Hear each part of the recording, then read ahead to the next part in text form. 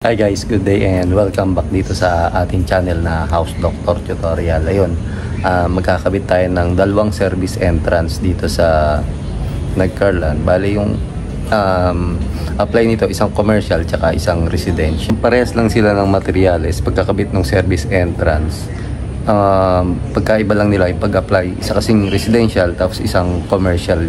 Tsaka doon sa mga papers doon magkakaiba yun. Kasi yung commercial mas maraming papers gaya ng may mga mayor's permit yun, compared sa residential. Tsaka yung load niya mas mataas ng commercial, kaya ni-required ng service provider na commercial. Hindi po tayo nung apply ng commercial o residential kasi isa-site visit muna yan ni service provider. Titignan kung anong magiging apply, kung papasok ba siya sa residential or sa commercial yung ina-apply nyong building. Kasi yan, papasok to ng commercial. Makita nyo kasi yan, may pool. Although hindi naman siya public na resort, kumbaga private lang. Ayan, minsan may nagamit din, pero alam ko mga kamag-anak, mga kakilala, pero ni-required na to ni service provider or ni Meralco na residential, commercial na yung maging apply ng electric meter nito guys. Yun.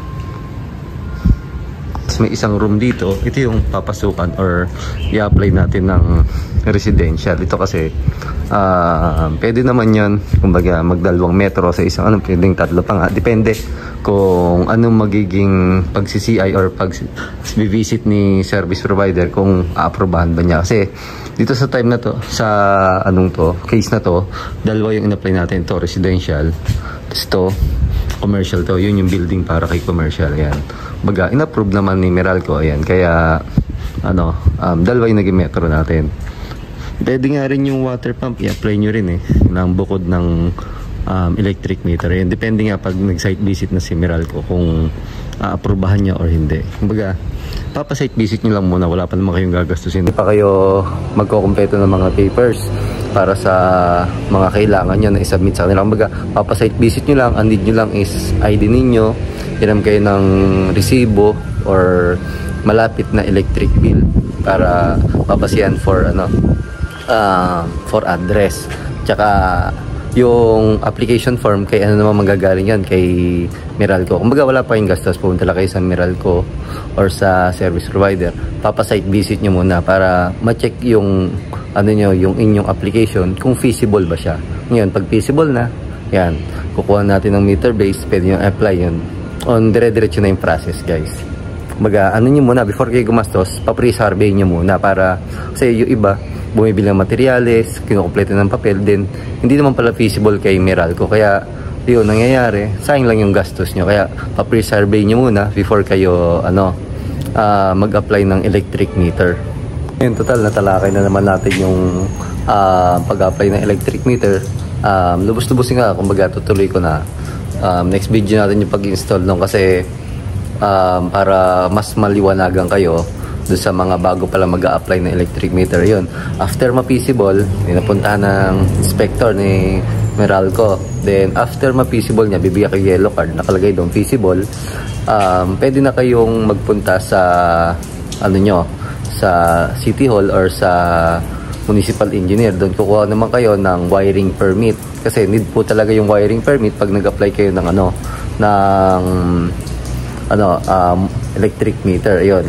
Then, yun, pwede na rin kayo mamili ng mga materyales, pero kasi syempre, kailangan nyo secure yung electrical permit para kapag nakapag-secure na kayo ng electrical permit, pwede na kayong bumalik ulit kay service provider o kay Meralco, makakuha na kayo ng meter base. Kasi yung meter base, ini-issue po nila yon. After po nun, pwede na kayong mamili ng mga materyales like conduit pipe, wire, circuit breaker, yung NEMA 3R, yun, pwede nyo na mamili nun. Kasi ibig sabihin nun, feasible na yung inyong apply. Kumbaga, tuloy-tuloy na yun.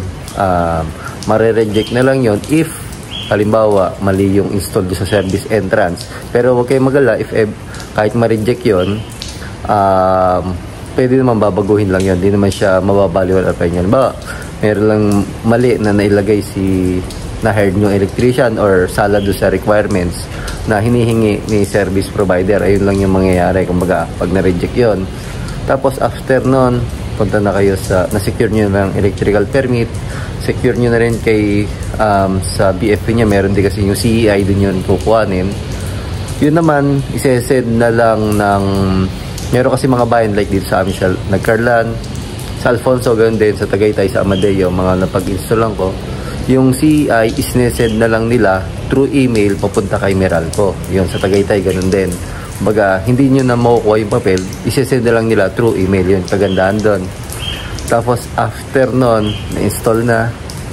Tapos, pag na-install na yung ganon, yung iba pang mga requirements. Yun, may video tayo nun. Like, halimbawa, yung yung kagaya nito, may private poll to. Pakita ko sa inyo mamaya yung private poll. Malayo to doon sa mismong private poll. Kailangan to ng right of way. Tapos, kung halimbawa, hindi sa inyo nakapangalan yung lupa, pero doon kayo nakatirik at sa inyo ipapangalan yung yung electric meter. Halimbawa, doon nakatirik yung bahay nyo, doon sa inyo ipapangalan electric meter, pero yung lupa, hindi sa inyo nakapangalan, pwede rin po yun. Magpo-provide lang kayo ng undertaking. Yung undertaking na yun, nakapirma yung kung kanino nakapangalan yung lupa, nakapirma din kayo sa second party. Tapos kailangan nyo rin nung valid ID nung kanino nakapangalan yung lupa. Then provide nyo na rin yung tax deck. Kung wala pang titulo, pwede po yung tax deck. Tapos yung pagbayaran ng buwis, yun, kailangan din po yun. Yung latest, let's say ngayon 2025, kailangan po yun ngayon. Tapos load schedule, pero sa Tagaytay kasi depende po sa laki ng na-apply na bahay, tsaka lang nahingi na load schedule. Ito sa case namin dito sa Laguna, talagang naka-attach na si load schedule. Saan ba makukuha si load schedule? Ayun, si load schedule po, pinapagawa yon sa private electrical engineer. Yun, bawa yung bahay nyo, kalimitan kasi kung ang bahay nyo may building permit na, naka-attach na po yung load schedule na yon. Ngayon kung wala naman, pwede kayo magpagawa sa private electrical engineer. Yun naman, mura lang po yon, yung paggawa ng load schedule. Depende po sa load capacity ng inyong bahay. Pero yung mga minimum, nagre-range lang ng 200 pesos yun, guys. Ayun. Yun. Pagdating ko sa bahay, pakita ko sa inyo yung mga requirements pang iba. Gawa ko ng video yun para kung halimbawa gusto yung makapag-apply, may idea kayo ng kung paano yung step by step, kung ano ba itsura ng form na yun na sinasabi ko, like load schedule, undertaking.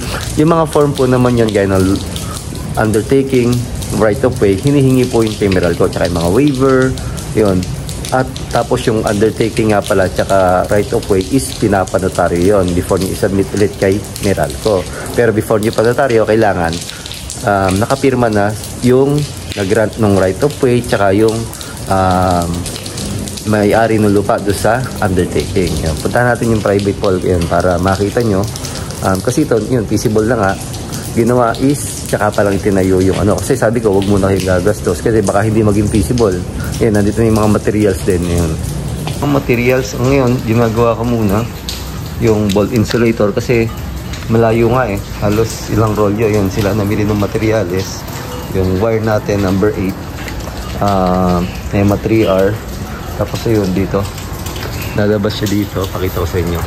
Yun yung post nila, yun tatali yung post, yung private pole nila katatayo lang dito. Ito yung layo, ayun halos doon pa yung private pole. Yun kasi pagka wala or malayo sa secondary line yung bahay nyo, kailangan talaga or nire-required na magkabit kayo ng private pole na malapit sa secondary line kasi hindi po yan aprobahan pag doon sa mismong bahay ninyo niligay yung yung electric meter na wala namang secondary line. Yun yung secondary line. Yun, sinasabi secondary line is yung from Meralco, linya na Meralco. Yun yung poste na, hanggang dun yung poste nila eh. Ito yung private pala, yung katatayo pa lang. Tatanggal ko yung yung forma, yung paring Diego. Ngayon bukas. Tapos diretso kabit ko nung nung electric meter. Then dito naman natin ilalagay yung ito naman kasi posting to kanila din, marami nila nakikabit yung pikabitan nila ng internet. Ayan, yung tubo na GI pipe. Ayan, din natin kakabit yung yung ball insulator. Need natin ng ball insulator kasi GI nga tong poste. Yun, para yun yung pinaka insulation nya between do sa GI or do sa poste. Ito yung ball insulator. Ayan, need nyan, pinaka insulation nya kasi para yung wire natin dito nakalagay, kumbaga hindi prone na masugatan or mabalatan yung ating wire. Then same time hindi rin prone na makakuryente kasi GIO nga yung pagkakapitan natin or tobo. Syempre pag nabalatan yung wire natin, pwedeng magkaroon na rin ng ground yung poste. Yan. Ito pa yung mga need natin. Yan. Entrance cap, kakabit natin sa conduit pipe, sa ibabaw ng conduit pipe tsaka ng PVC pipe kasi para hindi pumasok yung tubig. Yan. Tapos bushing reducer kasi nire-reduce natin yung pipe natin, gagawin natin 3/4 lang kasi 1 inch yung butas ng meter base. Yun, yung meter socket. Tapos ground rod clamp kasi naka-clamp siya. Terminal lug, ito para yung ground nakaano dito sa loob ng ano natin. Dito siya. Yung ground niya kasi kakapitin natin dito sa NEMA 3R. Gagamitin natin ng terminal lug. Yun. Required din ni service provider yan. Yan, NEMA 3R. Pagka outdoor talaga, breaker na paglalagay natin is kailangan natin NEMA 3R. Ganito, para weatherproof siya. Tapos yun, ground rod. Yan. Kailangan, ngayon nga pala dito sa amin, halimbawa 2 metro. Dalawa din yung ground rod. Compared dati na halimbawa, may private pole. Tapos 5 or 4 yung nakakabit na electric meter. Pinagsasama-sama lang sa isang ground rod. Yun, para magka-idea kayo dito sa amin, isang electric meter, isang ground rod na nakabaon. Ayun. Yun, kasi kailangan may ground.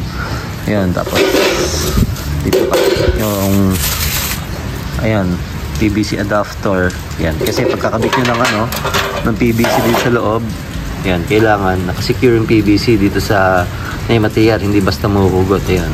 Yan, kailangan meron din siyang bushing. Yan. Tapos PVC elbow. Yung elbow natin 3/4 din. Ayan. Kasi pag yung kaya ganito short elbow yung ginamit natin, yung private pole natin is kumbaga makitid lang. Pag long elbow or bined natin, medyo mahaba yung pagkaka-bend niya, medyo nakaawas. Pakita ko sa inyo naman pag naka-install na to. Yun, para may idea kayo. Yan. Guys, sana nagkaroon kayo ng idea sa video to kasi gagawin ko ng next video yung pag-install nito. Ginawa ko lang yung video to para may idea kayo pag mag-a-apply kayo kasi mahirap naman yung apply agad kayo, mamili kayo materyales, tapos reject naman. Yun, para lang may idea kayo kung ano yung mga kailangan. Tsaka yung pagkakasunod-sunod para hindi kayo kumbaga maligaw or kakapa-kapa or magtanong kayo sa iba na tapos meron kasing pag pinagtanungan nyo, wala ding idea or kasi hindi lahat po ng pag-apply or ng isang bahay same ng mga kailangan ng papers, same ng procedure pero magkakaiba yung kailangan ng papers or mga documents. Ayan. Meron naman nagkakaparehas pero hindi lahat kasi depende nga sa bahay. Kagaya ito, malayo. Meron kasing malapit lang, hindi na kailangan ng undertaking, hindi na kailangan ng wiring permit. Ayun. Kagaya doon sa Tagaytay, hindi na ako hininga ng load schedule. Iba-iba kasi yung documents na kailangan. Depende po sa bahay na ina-apply nyo. Tapos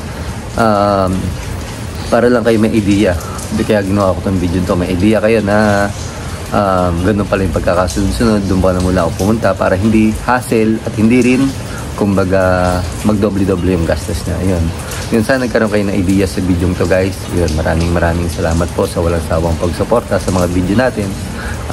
Yun na rin yung supportahan nyo na rin po yung FB page natin na House Doctor Tutorial. Yan. Maraming salamat po muli sa inyong lahat. Stay safe and God bless po.